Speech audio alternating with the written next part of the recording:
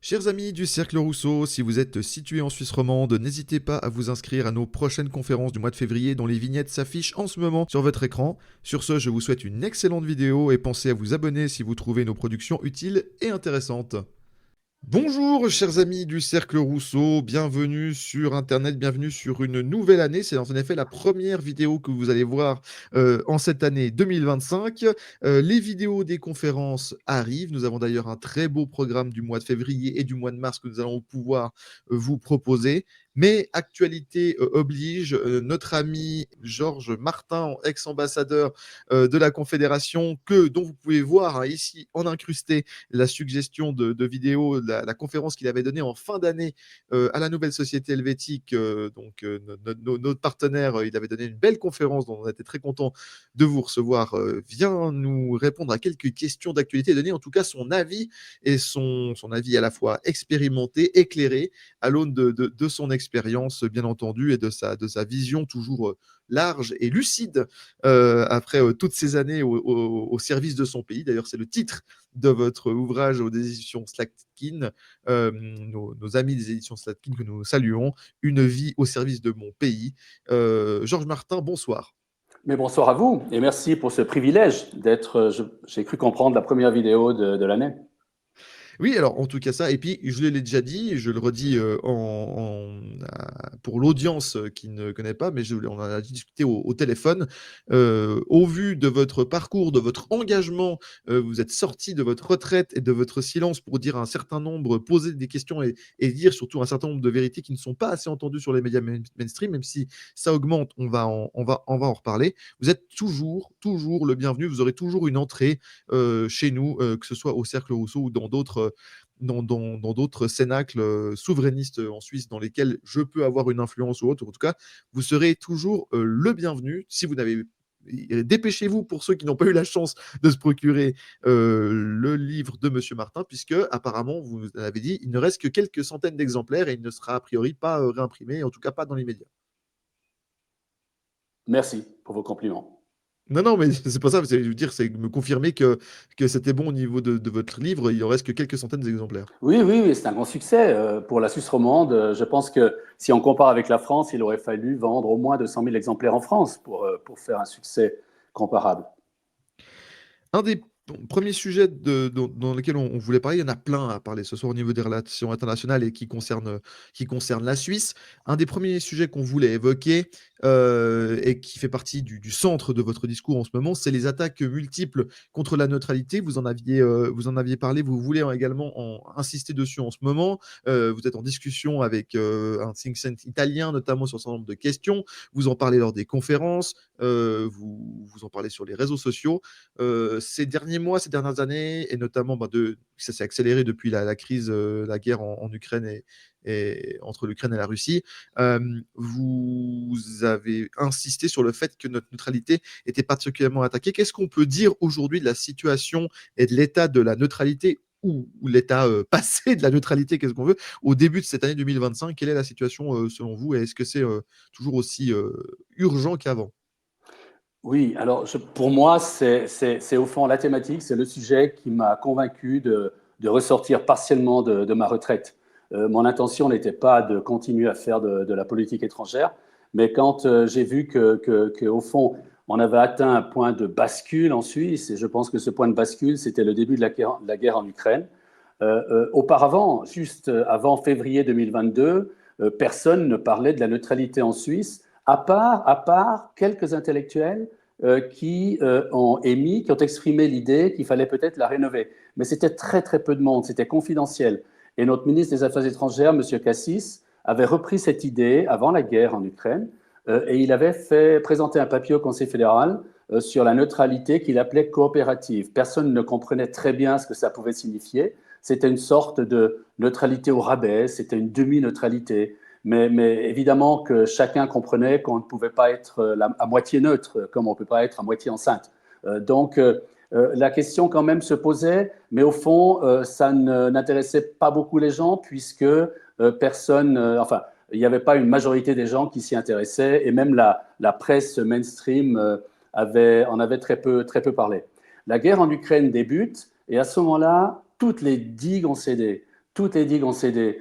C'est-à-dire que notre pays, à mon avis, il faudra en parler plus tard, mais à mon avis, a violé le premier principe de la neutralité, qui est un traitement équitable des parties au conflit.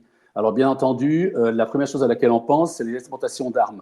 Donc, pas d'armes pour une des deux parties, ou alors les mêmes armes pour les deux. Par contre, les sanctions économiques que la Suisse a reprises après 3 ou 4 jours de réflexion, ça, à mon avis, c'est une violation crasse de la neutralité. Pourquoi?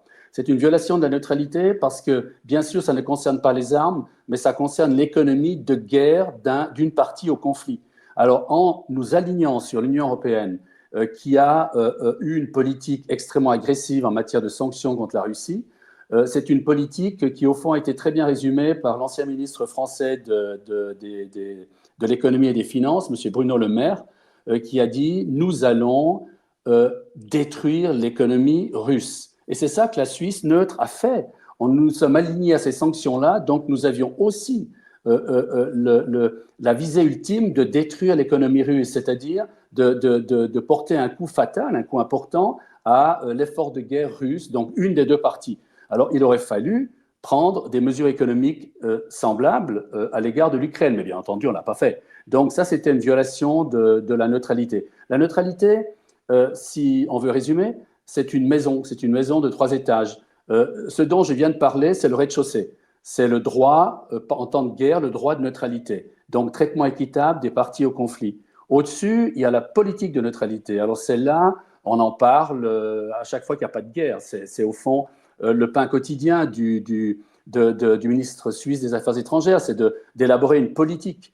C'est ce qui est fait. On a le droit de condamner les agresseurs, on a le droit de défendre le droit humanitaire, on a le droit d'attaquer les pays ou les partis qui violent les droits de l'homme. C'est tout à fait dans nos cordes. Et ensuite, le deuxième étage, trois, hein, le rez-de-chaussée, premier et deuxième. Le deuxième étage, c'est la perception internationale de la neutralité. Alors, vous savez que il est bon d'être neutre, il est bon de se dire neutre, il est bon d'avoir une politique de neutralité, mais si la communauté des nations ne vous comprend pas, ne vous perçoit pas comme neutre, ça ne sert à rien. Or, après la guerre en Ukraine, très rapidement, on a vu que les principaux acteurs, à commencer par les deux premiers qui sont concernés, c'est-à-dire la Russie et les États-Unis, ont dit clairement que nous n'étions plus neutres. Donc, ça l'a fait un peu mal, parce que finalement, si les principaux acteurs à une guerre, avec l'Ukraine comme proxy, ne nous considèrent pas neutres, alors du coup, c'est raté. En plus, l'Union européenne, je pense, a montré plusieurs signes qu'ils avaient passé par perte et profit notre neutralité. Ils ne considéraient aussi, eux aussi, la Suisse comme plus un État neutre. Par rapport au reste de la planète, les 3/5 du Sud global, comme on l'appelle, je pense qu'il n'y a plus de circonspection. Ils attendent.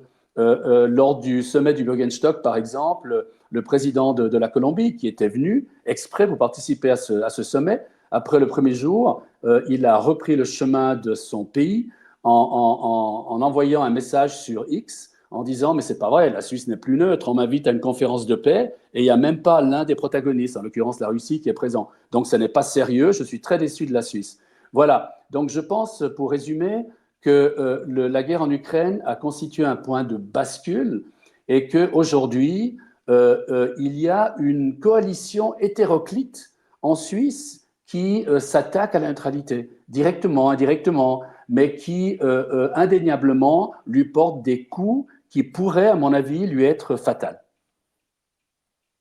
Oui, eh ben, on l'a vu, tout à fait et merci de rappeler ces évidences et ben, on va revenir sur le sujet de l'Union européenne puisque, l'Union européenne non seulement, s'attaque en grande partie à la neutralité, mais également à une partie de notre indépendance et de notre souveraineté, nationale, simplement au niveau des lois et des accords et or, on sait que l'identité de la Suisse et la souveraineté de la Suisse, ça passe également par cette, notion de neutralité donc on peut dire que les 2 sont liés d'une certaine façon, où on attaque le côté, on va dire, diplomatique et militaire, voilà, avec le côté relations internationales, avec les attaques contre la neutralité, de plus en plus être lié avec l'OTAN, etc., etc.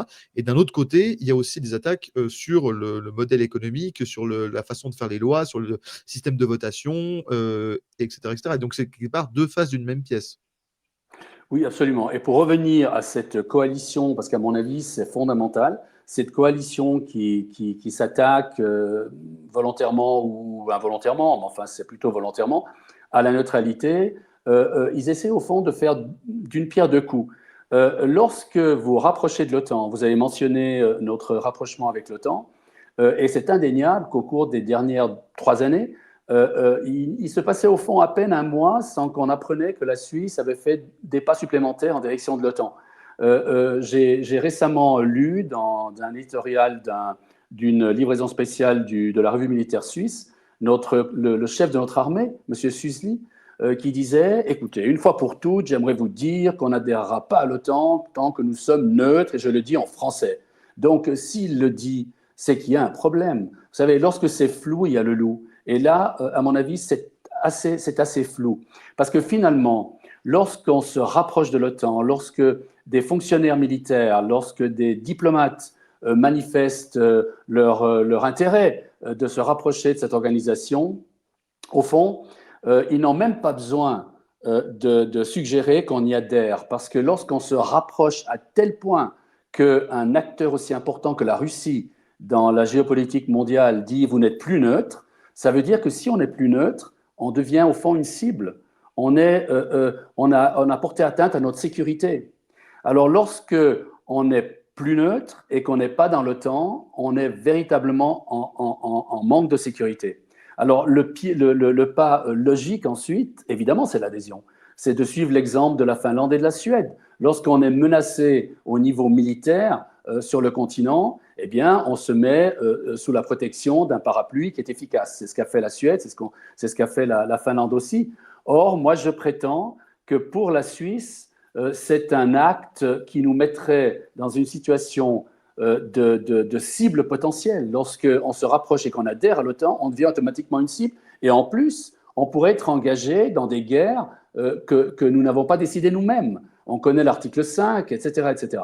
Donc, je pense que le pas décisif n'a pas été franchi. On est toujours encore en situation de freiner, voire de stopper cette dérive vers l'OTAN. Et on en parlera plus tard peut-être, mais on a la chance, au fond, d'avoir une initiative qui se profile à l'horizon. Et les Suisses auront l'occasion de dire ce qu'ils pensent réellement de la neutralité. Maintenant, pour répondre à votre question plus globale sur l'Europe. Oui, sur les relations avec l'Europe, oui, tout à fait. Oui. Les relations avec l'Europe qui sont essentielles. Il viendrait à l'idée de personne de prétendre que les relations économiques avec l'Europe ne sont pas importantes pour la Suisse. Nous faisons plus d'un franc sur 2 francs de notre richesse nationale, de notre PIB, avec les exportations, notamment avec l'Europe. Donc, il faut, avec l'Europe, avoir des relations économiques les plus stables possibles et les plus à même de développer notre économie. Ceci dit, les dossiers entrent en collision. Il y a la guerre en Ukraine, il y a l'effort de cette Europe qui était une machine de paix et qui est devenue maintenant, il faut bien reconnaître, une sorte de machine de guerre. C'est une machine qui ne parle que de la guerre. Il faut aider l'Ukraine dans son combat contre la Russie. On voit les ministres des Affaires étrangères de l'Allemagne, de la France, on voit Mme von der Leyen aussi qui manifeste, on peut à peine s'empêcher de le dire, un enthousiasme pour cette guerre. J'ai rien entendu, j'ai entendu aucune idée sur la paix, sur la nécessité peut-être de mettre en place des négociations. Rien de tout ça, c'est la guerre, la guerre, la guerre. D'ailleurs, depuis que Trump, on va en parler aussi, Trump a été élu aux États-Unis et que la perspective d'une paix possible existe, alors non, les Européens disent qu'il faut remplacer les États-Unis en termes d'aide militaire, il faut que l'Ukraine continue à combattre jusqu'où? Jusqu'au dernier soldat ukrainien. Donc pour ça, tout ça pour vous dire que les dossiers se percutent au fond. Il y a cette question de la neutralité suisse, il y a ces négociations entre la Suisse et l'Union européenne. Vous avez remarqué que aujourd'hui, la prise a été rebranchée. On nous parle d'un succès avec l'Union européenne. On aura probablement un accord cadre, des bilatérales 2.0, accord cadre, on peut l'appeler comme on veut, qui seront soumis au peuple suisse, au vote du peuple suisse et des cantons, je l'espère. Mais finalement, on ne peut s'empêcher de penser, parce qu'il faut s'interroger, pourquoi la Suisse, après 3 ou 4 jours de réflexion, a accepté toutes les sanctions occidentales, notamment européennes? Pourquoi? Probablement que les pressions de la part des Européens et des États-Unis, des Occidentaux en général, ont été massives sur notre Conseil fédéral. Mais les pressions, au fond, sont là aussi pour qu'on puisse y résister. Et comme finalement la réflexion sur la neutralité à l'intérieur même du pays avait montré qu'il y avait des Suisses à l'intérieur qui s'interrogeaient sur cette neutralité, c'est pour ça que tout ça a facilité ce que je disais, je l'appelais tout à l'heure le point de bascule, et qu'aujourd'hui on a l'impression, et ça je souhaite, si vous le voulez aussi en parler, on a l'impression, parce qu'il faut identifier ceux qui sont derrière cette lutte entre guillemets contre la neutralité. On a l'impression que les élites en Suisse en ce moment ont en grande partie en tout cas, basculer dans le camp de ceux qui pensent que la neutralité a fait son temps et qui voudraient peut-être passer à autre chose. Et ben justement, on va en parler maintenant. On va ouvrir cette porte, maintenant qu'on a fait cet exposé préliminaire d'un petit quart d'heure pour rappeler un certain nombre de fondamentaux. Allons justement au cœur du sujet. D'où viennent actuellement les pressions et comment elles s'organisent aujourd'hui contre cette perte de souveraineté et ces attaques surtout que vous avez dit spécifiquement contre la neutralité, comme vous l'avez bien exposé durant ces dernières minutes. Selon vous, d'où est-ce que ça vient et comment ça s'organise, comment se met en place le schéma? Alors, je me suis beaucoup interrogé. Je me suis dit, mais pourquoi? Pourquoi une neutralité suisse qui n'avait qui n'avait suscité aucune question? Finalement, la neutralité, elle avait passé 2 guerres mondiales. La neutralité avait passé des dizaines et des dizaines d'années de guerre froide. Et pendant la Deuxième Guerre mondiale, alors aujourd'hui on nous dit mais Poutine est tellement méchant. Alors Poutine est méchant, donc on ne peut plus le considérer comme une partie à un conflit acceptable et normal, donc il faut qu'on s'allie à l'autre camp. Mais Hitler, il était gentil, Hitler. Alors, on aurait pu aussi, en 1939, nous dire Hitler est tellement méchant qu'il faut qu'on s'allie à la France, aux alliés, aux démocraties qui vont lutter contre Hitler. On ne l'a pas fait, on était neutre. Pourquoi? Parce que la neutralité, c'est une attitude qui est prévue dans le droit international par la Convention de la Haye 1907 et qui reconnaît à la Suisse le droit, tout simplement, de ne pas participer à la folie des autres. Alors, évidemment, après la guerre froide, il y a eu l'après-guerre froide. Et là aussi, on était neutre. Personne n'a dit, finalement, nos voisins européens, ils s'entendent tous très bien, ils sont tous membres de l'Union européenne, donc il n'y a plus de raison d'être neutre. Non, personne l'a dit, personne.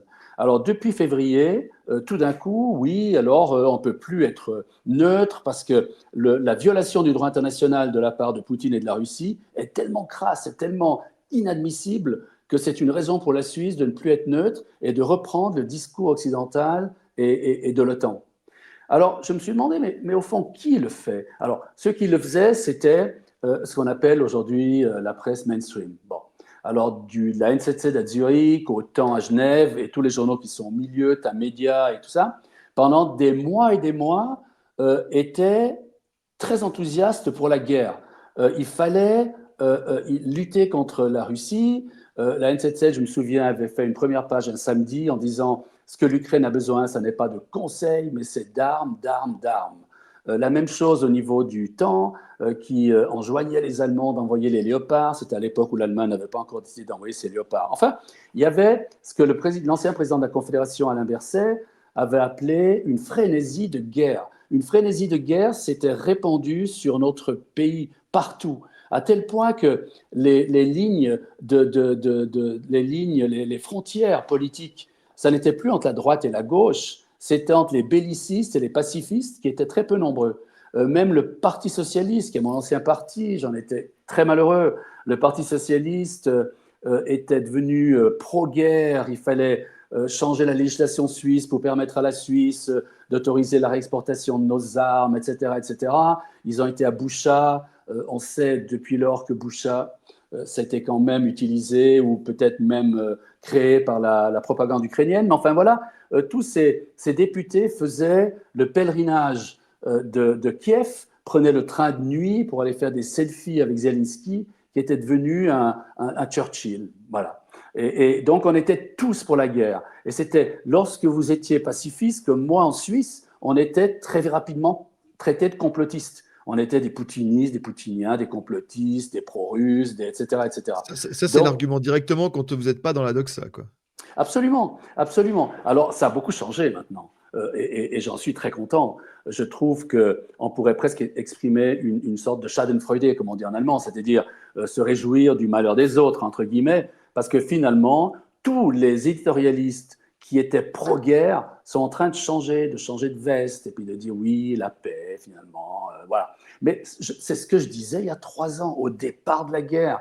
J'écrivais, et je parlais, je disais, finalement, on fait la paix maintenant. Ça aurait été possible en mars, avril à Istanbul entre la Russie et l'Ukraine. Soit on pousse l'Ukraine à la guerre, c'est malheureusement ce qui a été fait, et ce sera des centaines de milliers de morts pour rien. Finalement, il y aura des territoires perdus, il y a des destructions matérielles, et puis finalement, on va faire quand même la paix, parce que toutes les guerres se terminent par la paix.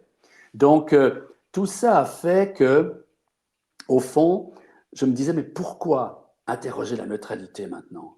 Et je suis arrivé à la conclusion petit à petit que finalement, c'était une question d'élite. Je suis heureusement tombé sur un livre que je recommande. Il est tout près de moi. C'est le livre de Christopher Lasch Oui. qui s'appelle La révolte des élites. C'est un livre qui apporte énormément de réponses à mon questionnement. Finalement, c'est un livre qui m'explique, au fond, c'était comme Eureka, c'était une découverte. Je me suis dit, mais c'est vrai, finalement, on peut dire que les élites en Suisse, en ce moment, c'est cette élite-là qui est en train de s'attaquer à la neutralité. Alors, dans cette élite, il y a des militaires, des hauts fonctionnaires militaires, il y a des hauts fonctionnaires diplomatiques, il y a des chroniqueurs, des responsables de médias, il y a même des journaux tels quels. Il y a un petit peu, il y a des politiques au Parlement, dans le Conseil fédéral. Ces élites, un petit peu, se sont unies pour arriver à une conclusion qui leur est commune en disant il faut nous adapter aux temps nouveaux. Voilà. Alors, ces temps nouveaux, j'ai eu l'occasion de le dire dans quelques conférences que j'ai eu la chance d'avoir. Ces temps nouveaux, au fond, c'est quelque chose qui a échappé peut-être à beaucoup de monde. C'est lorsque les États-Unis et les Occidentaux, mais ça a démarré aux États-Unis, ont essayé de nous faire comprendre que finalement, le multilatéralisme onusien qui avait été créé après la Deuxième Guerre mondiale pour faire du plus jamais ça, plus de guerre en Europe, etc., ce multilatéralisme onusien est arrivé en bout de course. En réalité, c'est que le multilatéralisme, s'il est respecté, ne permet pas aux États-Unis, n'aurait pas permis aux États-Unis de faire énormément de guerres qu'ils ont faites. Ne permettrait pas aux Occidentaux de décider quelles sont les guerres justes et quelles sont les guerres injustes. Et ce qui a remplacé le multilatéralisme, ça a été l'ordre basé sur les règles. En anglais, le rule-based order. Voilà. Alors, cet ordre basé sur les règles, ce sont des règles qu'on ne connaît pas, elles sont écrites nulle part, mais elles sont au fond élaborées par l'Occident au fur et à mesure des circonstances. Oui, c'est des règles, c'est tacite, voilà. En gros, c'est des règles libérales, démocratiques, mais la compréhension occidentale de la démocratie. Et tous ceux qui s'y opposent, au fond, deviennent des cibles potentielles. Et la Russie est une cible potentielle et légitime. Il faut s'attaquer à la Russie parce qu'elle ne respecte pas ses règles. La Chine, plus tard, ce sera la même chose, ainsi que probablement les 3/5 de la planète.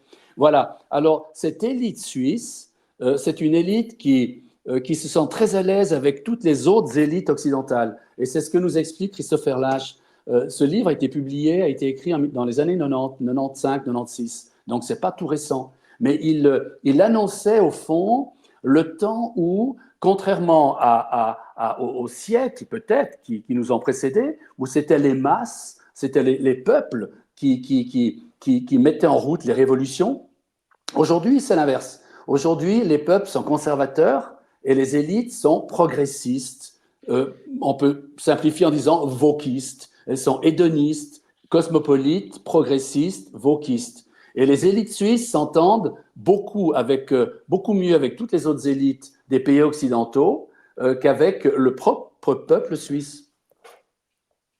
Oui, est-ce qu'on peut dire que, comme à l'image d'autres élites, entre guillemets, hein, on dit tiens, c'est pour définir une catégorie de la population, comme vous l'avez très bien souligné.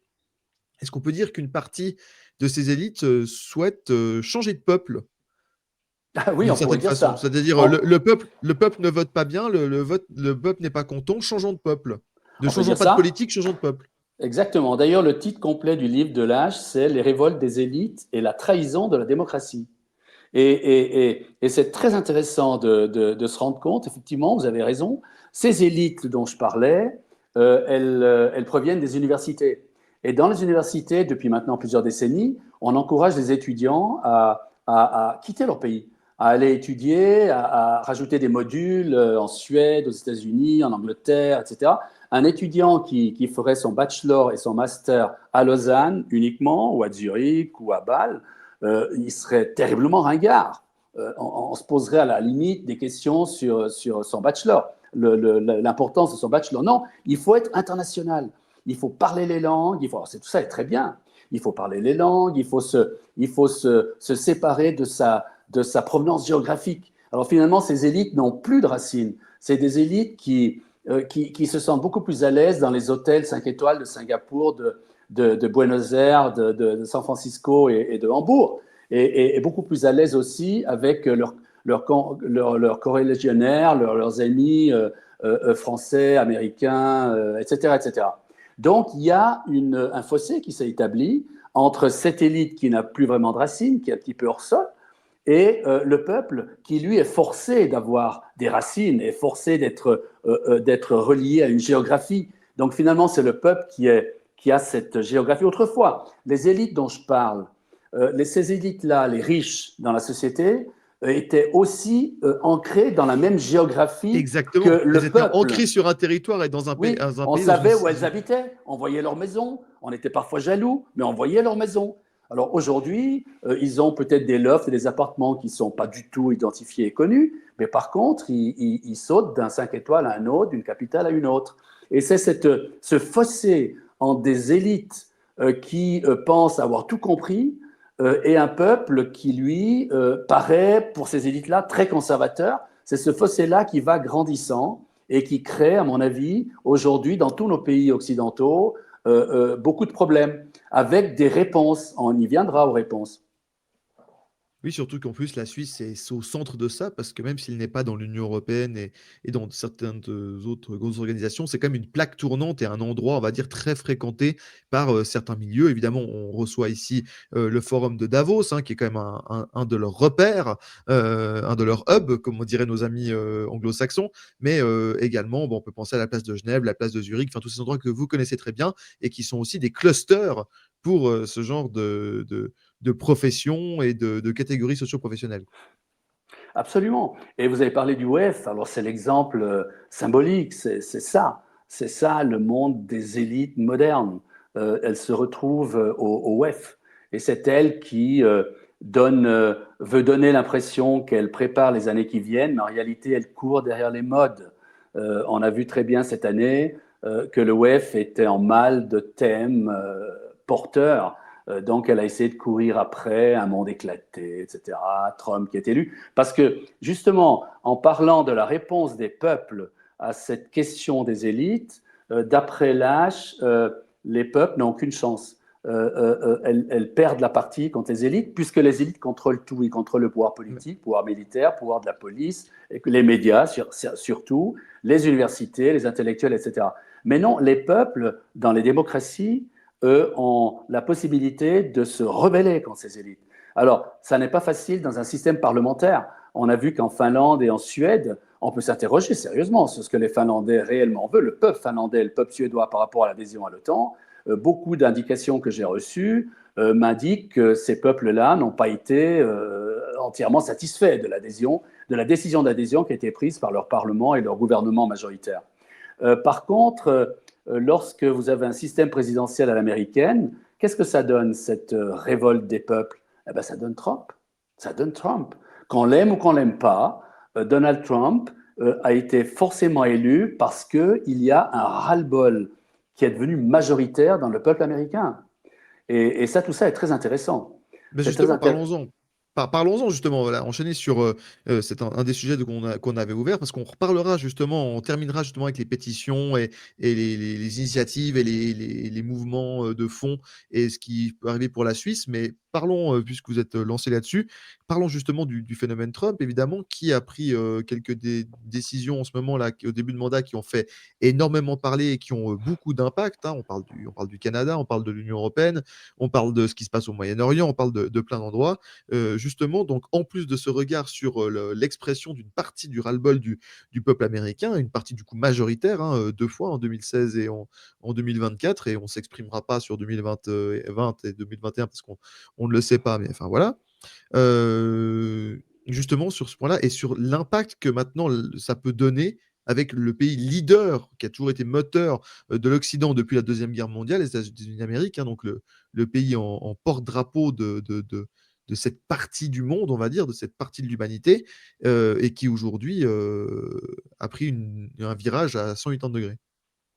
Absolument. Et je crois que avant de parler de la politique de Trump aujourd'hui comme président, il faut peut-être passer une minute ou deux sur le phénomène. Pourquoi Trump a été élu? Je pense qu'il a été élu, comme je le disais, parce que c'est le signe d'un ras-le-bol généralisé d'une majorité du peuple.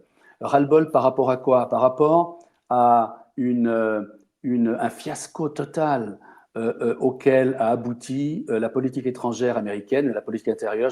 Je me prononce moins sur la politique intérieure parce que finalement, ce n'était pas une catastrophe économiquement, mais la politique étrangère américaine, qui était une politique qui a été dénoncée et annoncée dans les années 60 par Eisenhower et par John Fitzgerald Kennedy. Les deux, Eisenhower quittant la Maison-Blanche et Kennedy y entrant, les deux ont dit que leur crainte était que la politique étrangère américaine soit écrite par le complexe militaro-industriel, une expression qu'on utilise moins aujourd'hui, mais la réalité n'a pas changé. C'est-à-dire que ce sont les marchands d'armes qui déterminent quelle est la politique étrangère américaine, donc la politique américaine sur l'ensemble de la planète. Et je crois que finalement les gens se sont rendus compte que enough is enough, puisqu'on parle des États-Unis, assez est assez, qu'il fallait finalement quelque chose d'autre.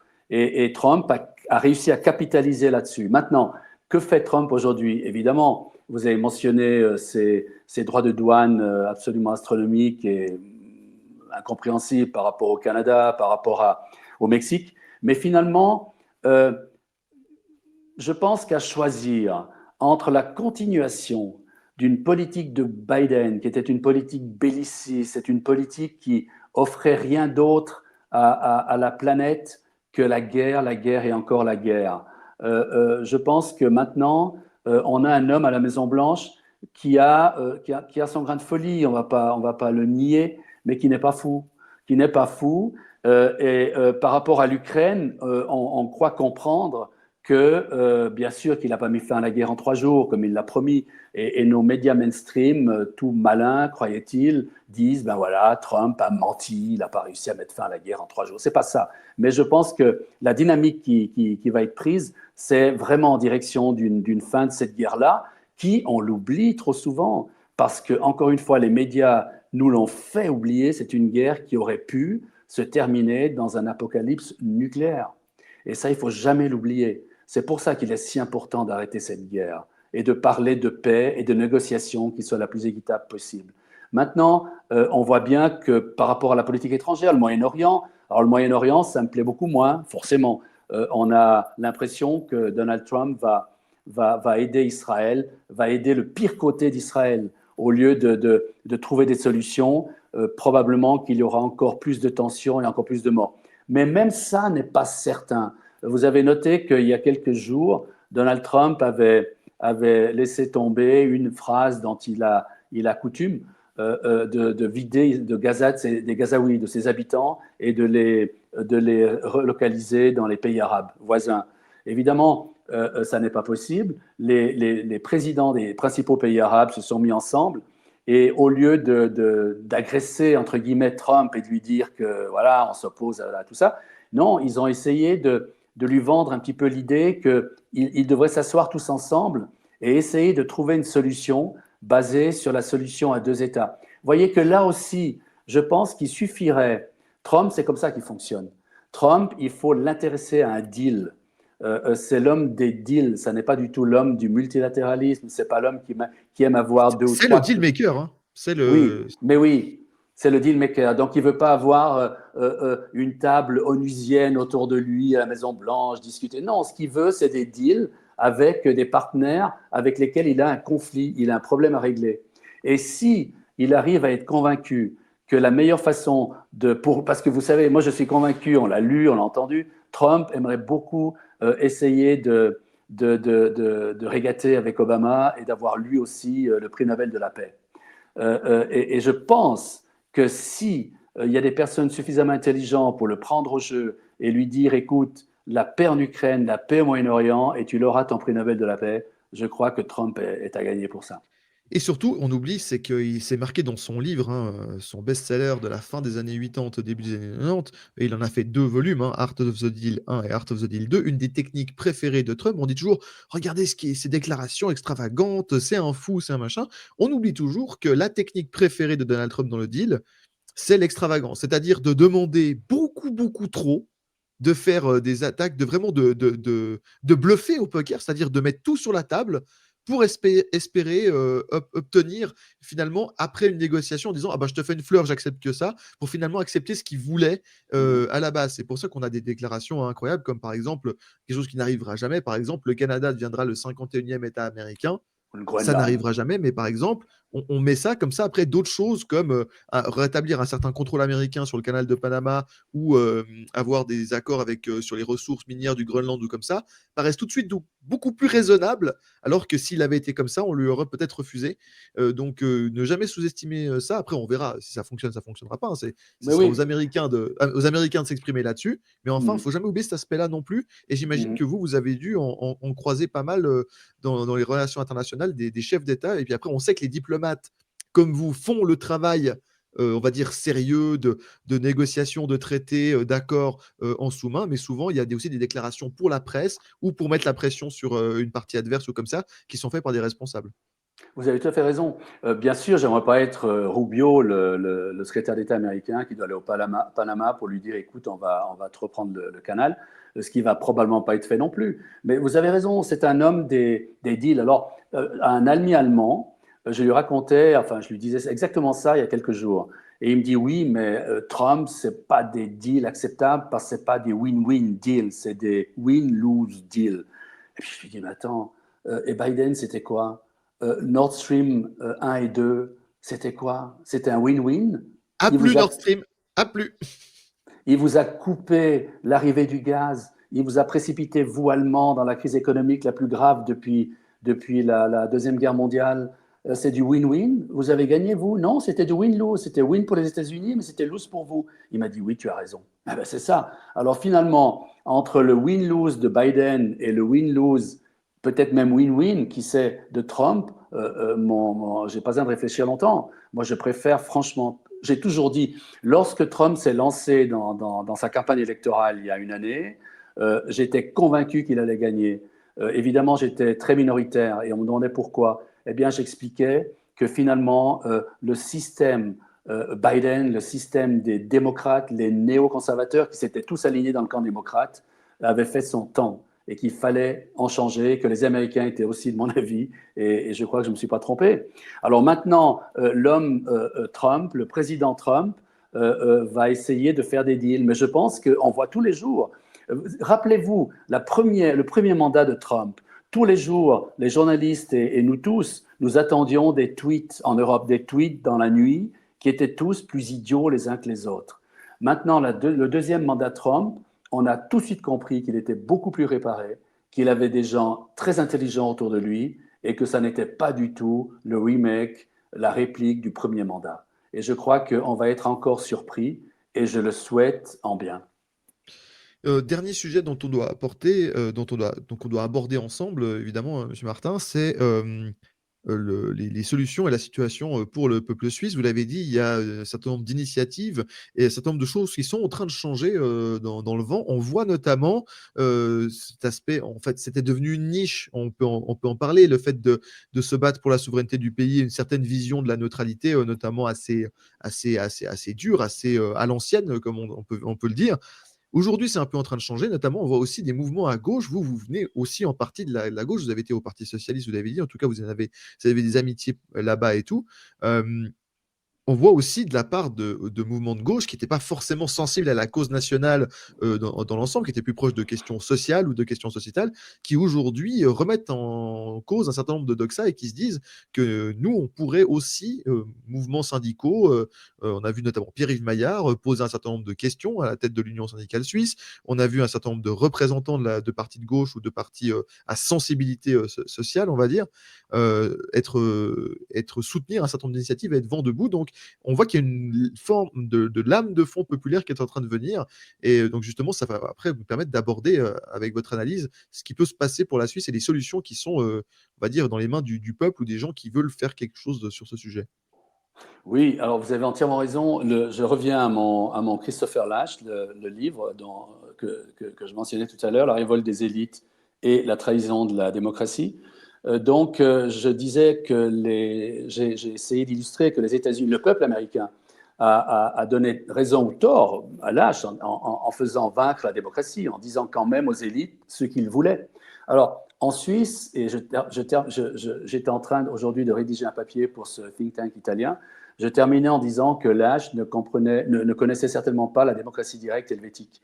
Parce que cette démocratie directe aussi donne au peuple la possibilité d'avoir le dernier mot contre des élites progressistes, wokistes, enfin qui voudraient lui faire changer d'avis sur tout. Même, j'ai vu alors les partis de gauche, vous avez raison de mentionner les partis de gauche en Suisse, parce que finalement ces partis se concentrent et se focalisent de plus en plus sur des sujets sociétaux.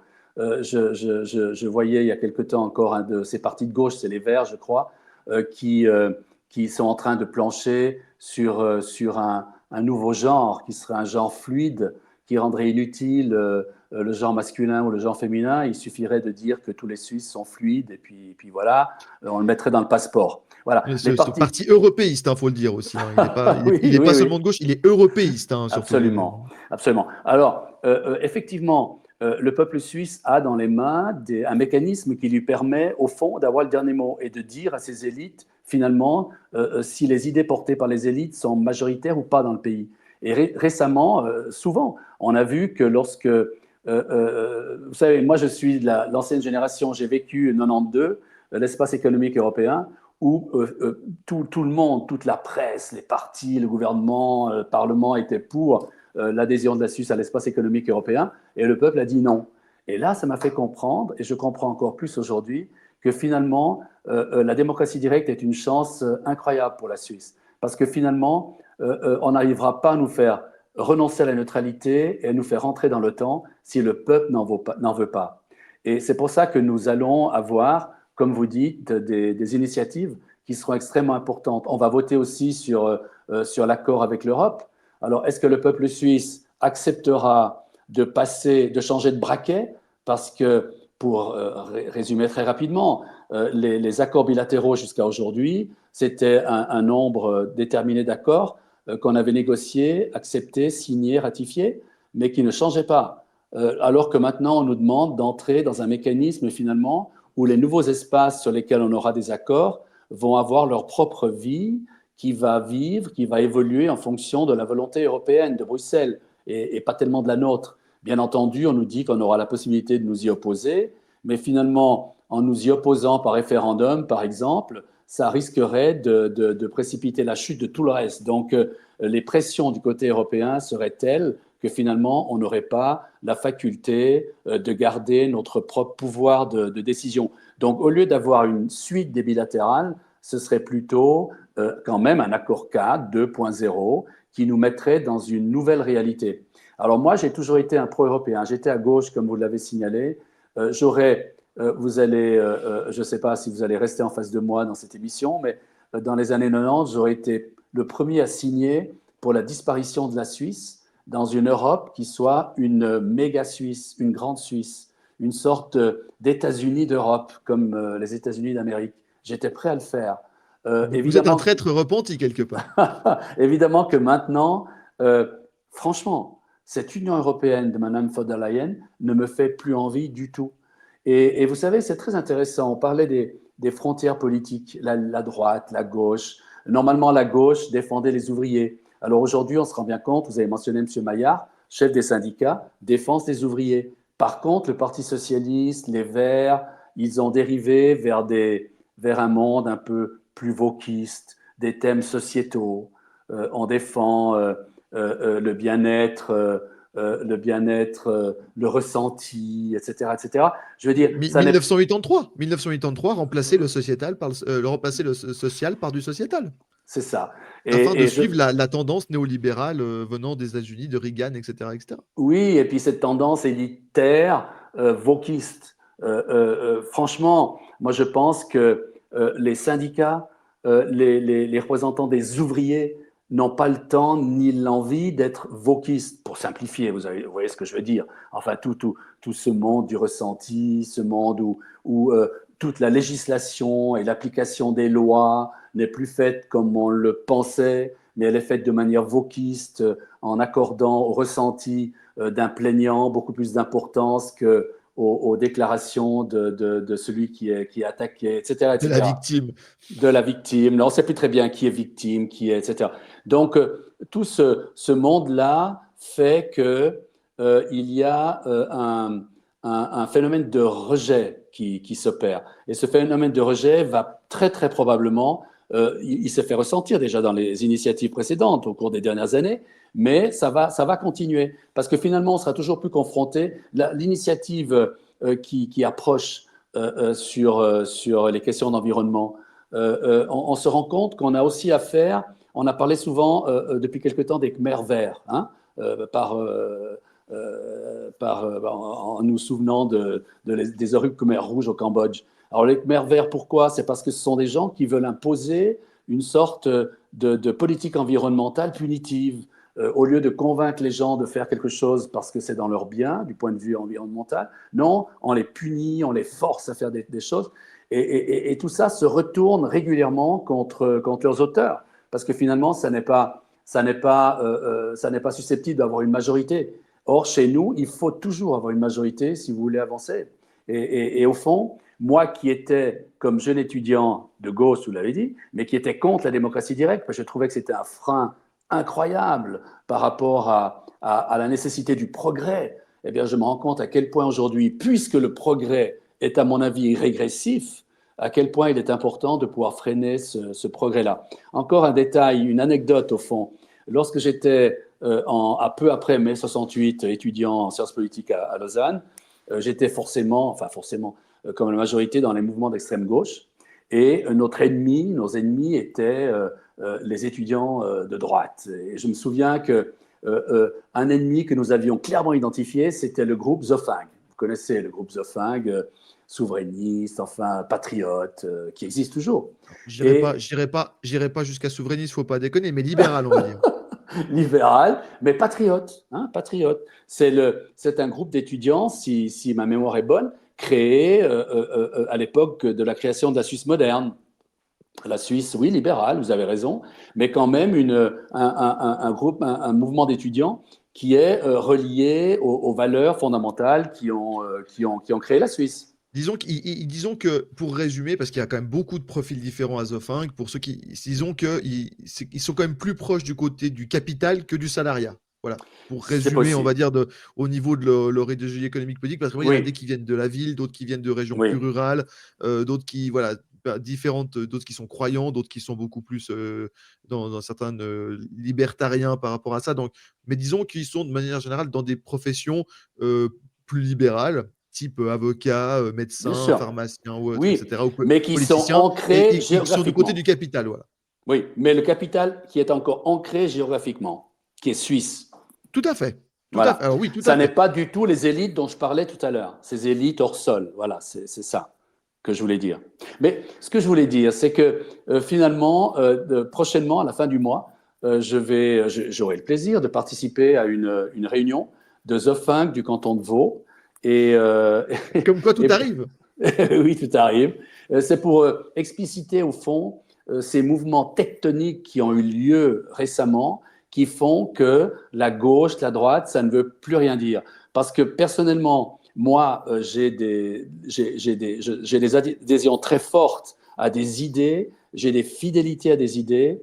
Et si ces fidélités manqueraient à gauche autrefois et que ça n'est plus le cas, je n'ai absolument aucun état d'âme à me voir accusé de m'approcher de l'UDC, de je ne sais que. Tant pis, c'est les idées auxquelles je suis resté fidèle qui sont toujours là, et c'est les autres, les compagnons de route qui ont changé. Mais peu importe. Et je rappelle pour terminer cette vidéo que, vu que cette vidéo sortira juste avant, cet entretien sortira juste avant, pour nos amis, genevois ou de la région de Genève, vous serez le 13 février prochain, dans une table ronde sur la neutralité suisse, dérives et perspectives. Vous serez en compagnie de notre ami Arnaud de Tézac, qu'on salue, dans Jean-Daniel Rouge qui donnera une, conférence, le 18 février à la NSH, donc toujours à Genève chez nos partenaires de la NSH, et également, animé, enfin modéré par le colonel Boris Cholet, qu'on aura l'occasion de recevoir au Cercle Rousseau ce printemps. Donc voilà, une belle table ronde et ben, pour ceux qui sont intéressés, c'est ce 13 février prochain à l'Université ouvrière de Genève à 18h, à partir de 18h45. Et donc notre ami Georges Martin ici présent aura le plaisir de faire partie justement des intervenants. Donc merci beaucoup Monsieur Martin pour cet entretien. Et puis bien, comme je vous l'ai dit, vous êtes de bienvenue quand vous voulez sur la chaîne. Un dernier mot. Merci beaucoup. Et effectivement, j'apprécie beaucoup. Vous savez, lorsqu'on défend lorsqu'on mène les combats que je mène, on se sent parfois très seul. De moins en moins. On a quand même beaucoup d'alliés qui arrivent maintenant. Mais pendant toutes les années passées, on était vraiment très seul parce que ça n'était pas des combats qui étaient portés par la presse mainstream. C'était pas des combats Par la qui étaient, bien-pensance. oui, qui n'étaient pas à la mode, tout simplement. Mais maintenant, je pense que le vent est en train de tourner. Et j'apprécie beaucoup, évidemment, le combat aussi de mon ami Jean-Daniel Roure. Vous l'avez mentionné. Mais je pense on se sent de moins en moins seul. Et en tout cas, je vous suis extrêmement reconnaissant d'ouvrir vos micros et vos caméras pour nous aider à porter. Euh, c'est pas la vérité, mais c'est tout simplement la mienne de vérité. Et comme vous l'avez signalé au début, c'est quand même une réflexion qui se base sur des décennies de travail le plus honnête possible. Et moi, je n'ai pas d'agenda, je n'ai pas d'idéologie, je n'ai pas de Vous n'êtes combat pas candidat. idéologique.